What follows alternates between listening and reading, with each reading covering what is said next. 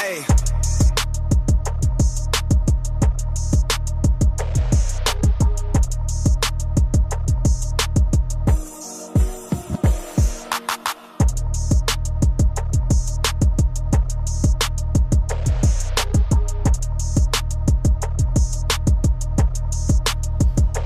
Hello boxing fans, welcome to another episode of Boxing 396.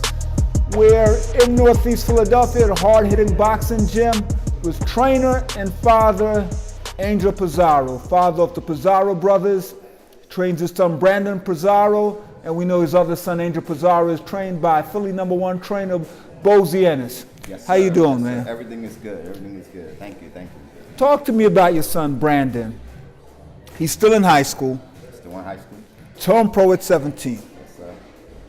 Why? That's the $1 million question, right? Go ahead, man. Well, we did so much in the amateurs, and every time we traveled, Right. it was like boxing with the same kids, man. Right, right. Year through year. Then USA Boxing changed the rules about no headgear Right. at a certain age in a elite fighter. So we decided to say, you know what, we're going pro. Because if he's going to get cut Right. and really lose that confidence and not getting paid and get all booed up and then to sign pro with all those nasty cuts, let's just sign pros and get this over and done with. Now, it's no question he was well prepared, man. And I remember seeing Branden across the corner against my kid Raul the Sniper Serrano, Yes. a mini rumble of Puerto Rico versus Mexico, Good kid. and Puerto Rico came out on top that day. But I realized, man, the kid was just, I knew Angel, but I had never seen Branden, and I was looking at, I mean, man, that kid's special.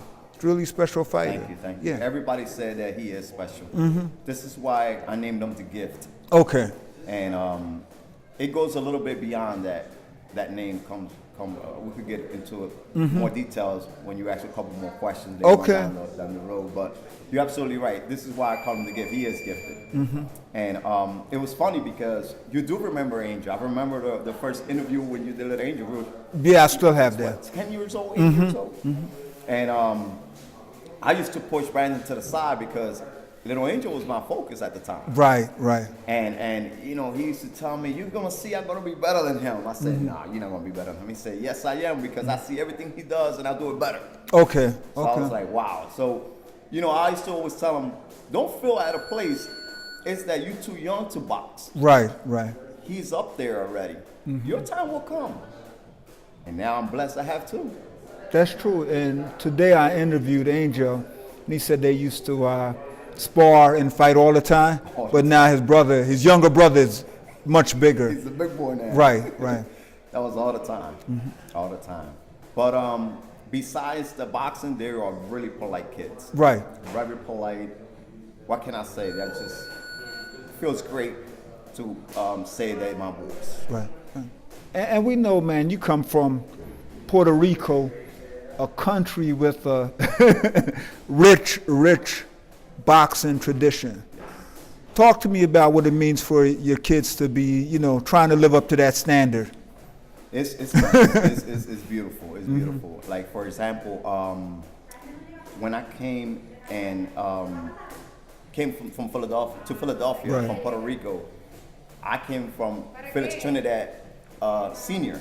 as my trainer. Man, oh, I didn't know that. Yes, Man. yes, at the time. And you know, my blessings to him, and thank you so much, for helping me at the time, and my knowledge that I have now, passing to my boys. I love you, and one of these days I will see you in person and bless you in person. But yes, it is something beautiful because you have the young fighters like Trinidad, Miguel Cotto. I say young because, for the time that Right. he was growing up, that was the young kids coming up. But you have Sugar Ray, De Leon, Sugar De Leon. Right. Oh yeah, Sugar De Carlos. Leon. Yes, Carlos Yes. Sugar De Leon. At the time, he was like Trinidad. Everywhere he stopped, I remember at the time, like, oh man, Sugar De Leon. And then you had Benitez. Oh my God. Benitez. 17 years old, world champion. Yes. And that's one thing that I'm gonna put it out there for this new generation coming up, and I try to put my boys to be the same way. Be humble, be you, and be grateful. Don't change when you make a couple hours, because I'm not saying this because I'm from Puerto Rico, but Right. you should see Benitez at the time, man. You know, before he started getting ill, even Trinidad. You know, these guys don't got nothing, man. Everything is to the public, man. You know, they don't walk around with that chip on the shoulder, and it's just hugs and autographs and pictures. Oh man, I get goosebumps just by telling you this, you know. And I would love to see this new generation coming up to stay like that, man. It's a beautiful thing.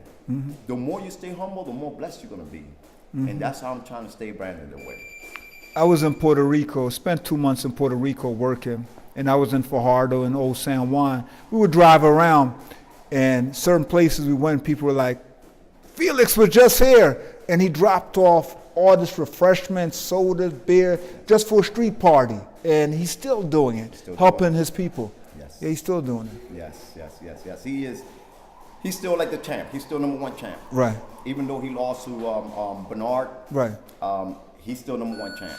People love him, man. Oh yes. I mean, they love Felix Trinidad. If he goes like to be a governor or whatever, they'll vote. He'll vote, and it's totally incredible. And I tell people this: nobody will ever break Wilfred Benitez's record, winning a world championship, not being handed to him. He fought a world champ, you know, at the time, Antonio Cervantes, who's arguably one of the greatest 140-pounder, and he beat him. Yes. Yes. Unbelievable, man. Benitez and Wilfredo Bazooka Gomez? Gomez. Oh. Gomez is the same way, man. Yeah. I mean, to this day, you walk up to a club show and you see Gomez, and it's like, wow, you know, doesn't change. Doesn't change. Talk to me about Puerto Rico, and both your kids were born here, Yes. both your boys. One thing I was impressed about is that they're fluent in Spanish. Yes. And during the 2 hurricanes in Puerto Rico, they were part of the relief effort. Talk to me about that, what it meant for them giving back to Puerto Rico and helping We've out. been to Puerto Rico a couple times just to show the island and stuff. They're amazed with it. They love it. And, you know, when they got hit by this nasty storm, you know, they felt it. Right. They felt it like they lived there. You know, we all did, you know. And not just Puerto Rico, I guess everybody, you know. Right. But they wanted to do so much, and they was like, oh man, I wish I would already making the millions, you know, or making the thousands, you know. I would have blessed more, you know. But we bought a lot of water, a lot of whatever it took, and donated it. That's good. When can we, Branden now is 8-0? 8-0. 4 knockouts. Yes. When can we see him in San Juan in a boxing show? Great question. I got to ask that Yes, question, yes, man. Most definitely. And I think we're looking at this year. This year? This year coming up. Okay. Why? Because we 18 and we could travel. He can travel. That's good, man. What's the time frame? He's 18 years old. He's moving rapidly, man. What's your time frame for like a USBA title or regional, then moving up? I'll say 2 years. 2 years when he's 20? 2 years. 2 years, maybe 1. The way he's going, maybe 1. I would love to also see Little Angel Right. being right behind him or in front of him. Doesn't matter. I just want them to accomplish what they worked so hard for. And both of them are punchers, man. I will tell you this. I look at Branden, and I remember Felix Trinidad. He reminds me a lot of a young Felix Trinidad, just the way he fights and the intensity. He's really trying to get you out of there. Yes. Yes, most definitely. I mean, just the intensity. He can box, but he's not trying to go the distance. He's not. He's hungry, man. He's hungry. This kid, that's all he does. You know, he doesn't go out. He just do movie with us, you know, Right. family time, whatever, but he doesn't do anything but school and boxing. School and boxing. And most people don't know he's still in high school. He's still in high school. This is last year. Which high school? He goes to Swanson and art. Okay. technology. Okay, Off that's of the good. Red Line Road and the Boulevard. Okay, Yeah. that's good. So it's his classmates, they'll be watching this video. Oh yes. It's kind of ironic having a full-time job, professional fighter, and still a high schooler. Yes. Does he have a curfew? He does. Okay. Still living under the rules, but Okay. I mean, he's a kid. He's Okay. still he's 18, but his mind, he's mature in Mm-hmm. some way, but in some way he's still a kid. Okay, that's good, man. Well, look into the camera. Tell the fans why they should come out on December 1st to see the Pizarro brothers. Definitely, you guys are gonna see an amazing show on December 1st at the Sugar House Casino. We got great performance there with other young fighters coming out of Philadelphia. We have the Monty Rock that, Oh, yes, that the Monty heavyweight. Rock, yeah, the heavyweight. I guess he hasn't fought as a pro here in Philadelphia. No, he It's gonna be hasn't. his first time here. So come and support. You're gonna have a beautiful, amazing show. Plus, Branden is gonna be boxing a kid undefeated himself. 6-0. 6-0 with 5 knockouts. So it's gonna be. This is our test, and don't miss it. Try to be there. And people should know it's Puerto Rico versus Puerto Rico. Puerto Rico. So That's right.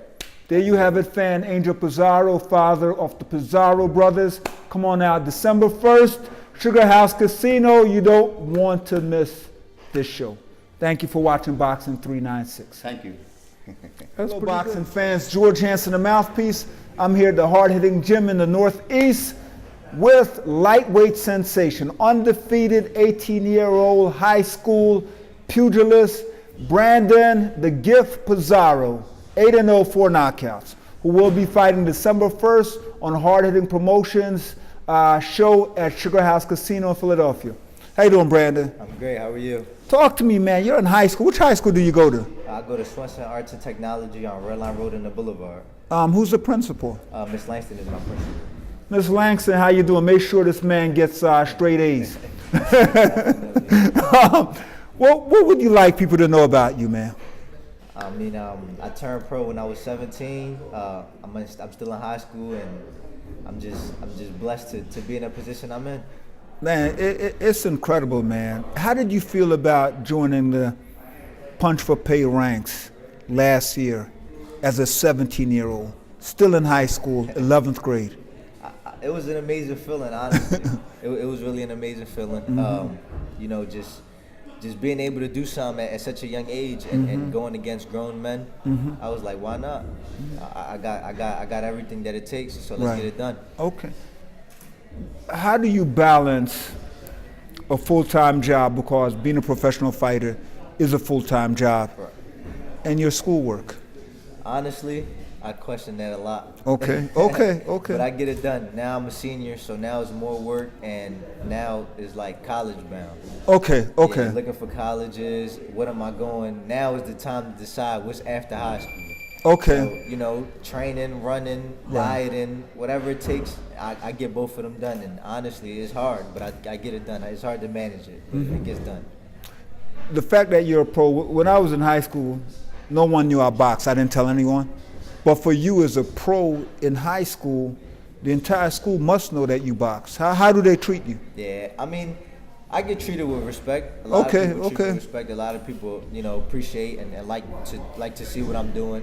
But you always got them ones that test you at times. Yes. Oh, you're not pro, or you can't do this, or you can't do that. So you just gotta brush them off and keep it pushing. Right.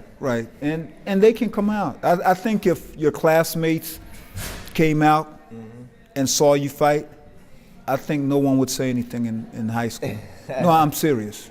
Thank you, I appreciate that. I mean, I got a good fan base from school. I got about like 20 to 30 people each fight. 20 to 30, the whole high school should be coming out. I agree, but you know how it is in Philly. There's a lot of hate. Well, So I take it as it comes, and I appreciate it and just keep it pushing. How has it been? And people say father and son teams don't work, and I can point to at least 10 that really work. Floyd Sr. and Floyd, they stay together their entire career. It's a team. The Benitez, right? They stayed together. Talk to me about you and your dad. Me and my dad, we have an amazing relationship. And once we get in the gym doors, that's not my father no more, that's my coach. Okay. So that's what really separates us from everybody else. And even though I know that's my father, at the end of the day, everything he tells me to do, I gotta do it. I can't, just because he's my dad, I brush it off and keep it pushing. It's not like that.